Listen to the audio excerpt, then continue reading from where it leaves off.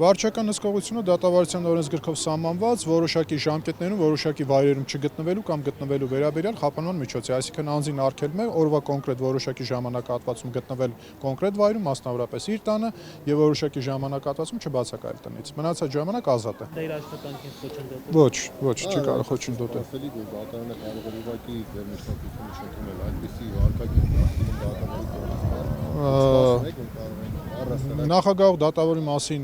ունեցած արձագանքները դրական են եղել եւ դրական են, բայց ամեն դեպքում ամեն ինչ հավանական էր։ Ցանկանում եմ նաեւ մեկ այլ բանի մասին շեշտել, որ ինչպես բոլորդ լսեցիք, մեղադրանքի հիմքում դրված է, որ Արմեն Գալստյանի խափանման միջոցը մեղադրանքի կողմը պայմանավորվում է նրա ունեցած քաղաքական հայացքներով։ Պատկերացնում եք, դա նշված է Արմեն Գալստյանի հանրային քրեական հետապնդում հարուցելու որոշման մեջ։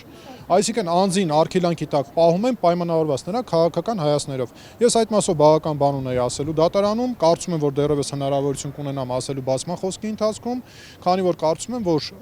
այն հետապնդումը, որ այս բանը իրականացում է Արմեն Գալստյանի նկատմամբ, հենց մեղադրանքի կողմի ընդունած այդ քաղաքական հայացքներով է պայմանավորված։ Ինչու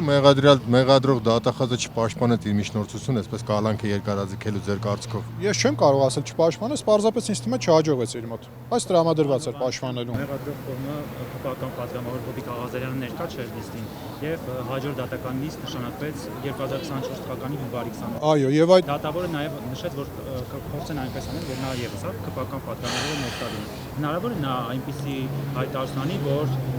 նորից կալանքի այդ միջնորդությունը հայտարարություն կարող է անել, նաև միջնորդություն կարող է անել, բայց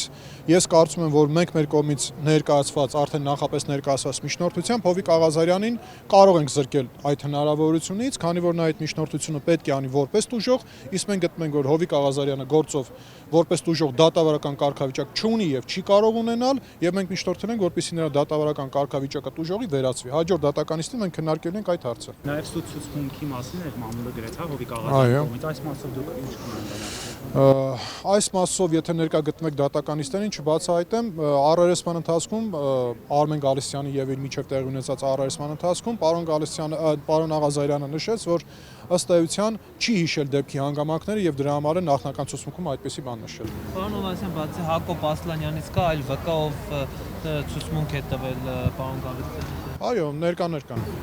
Նրանք զոհացան։ Դեմ ասելով չեմ կարող ասել, դեմ իրադարձությունն է նկարագրել։ Իսկ Հովիկ Աղազարյանը բողոք ունի։ Նախաքննության ընթացքում նշել է, որ չունի։ Այս բանը չեմ կարող ասել։